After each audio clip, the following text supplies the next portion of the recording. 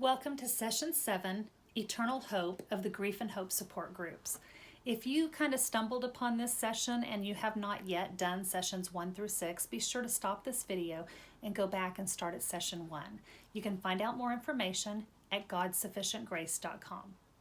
So, where does hope come from? It doesn't come from your situation, it doesn't come from your loved ones, and it certainly does not come from our world. Hope comes straight from God. He is handing it to you right now. Have you grabbed it yet? I pray that as you have moved through this course that you are seeing a difference in your grief. I know it's hard, really hard. But processing that grief and moving through it opens up a world of possibilities beyond it. It opens up our hearts and minds to the hope that I keep talking about. When you decided to do this course, you probably likely had a pretty good idea what you were getting into. With the title, Grief and Hope, I'm sure my focus on hope didn't surprise anyone. But I'm praying that that hope is really sinking in now, that it is permeating every fiber of your being. I've been walking you through the process of moving from grief to hope. But have you figured out yet the simple truth? Hope is right in front of you. That's why I've been telling you to grasp it or grab it and hold on. It's yours for the taking. It can be hard, but it is so simple. It's really just a choice to quit doing this on your own, and a choice to choose to hope in God. Choose to move forward. Grief has run its course. You don't need to hold on to it. I hope you do choose to let go of that grief. Choose to move forward. In a short story by Alan Klein titled Grief and Gratitude, he states, "After we experience a loss, we tend to focus on what we no longer have, and as a result, we focus our energy on the negative, or what is missing in our life, rather than on the positive, or all of those wonderful things that we still have. When we want what we do not have, we waste what we do have. To translate that into loss-related situations, to want what is no longer in our life is to waste what still remains in our life." We don't usually think about giving thanks when someone dies or when we lose something.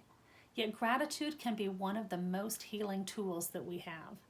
Being grateful for what remains after you have experienced a loss can be a powerful way to deal with and heal with that loss. Klein lost his wife, who died at the age of 34, and he said, "Once I started to be thankful for all that remained in my life, my daughter, my friends, my work, etc., I got a glimpse of why I could go on living and, in fact, fully enjoy life again." Klein also spoke about Richard Carlson's book, You Can Be Happy No Matter What, where he writes about gratitude and how it comforted him after a loss. And he says, "When we access our healthy functioning, emotional pain has a different feeling to it. It's still painful, but it includes genuine gratitude for having known the person we have lost. This can also apply to any other loss that you may have. Rather than think about it sadly, allow the feelings of gratitude and fond memories to surface." Carlson continues, "Gratitude has the power to help you rise above your loss. It can provide hope, and perhaps most importantly, it can help us let go of the past and focus on the abundance that surrounds us now." How are you doing with that? Are you ready? Are you ready to let go of the grief? Are you ready to hold on to that hope? God wants you to. God's right there with you, and He wants to help. Isaiah 40 verse 31 reminds us, "But those who hope in the Lord will renew their strength. They will soar on wings like eagles. They will run and not grow weary. They will walk and not be faint." I'm going to read that again. Again, it's Isaiah 40:31. "But those who hope in the Lord will renew their strength. They will soar on wings like eagles.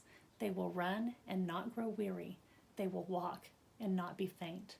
You can have that hope. You can have that strength. You've got this. Have a great week.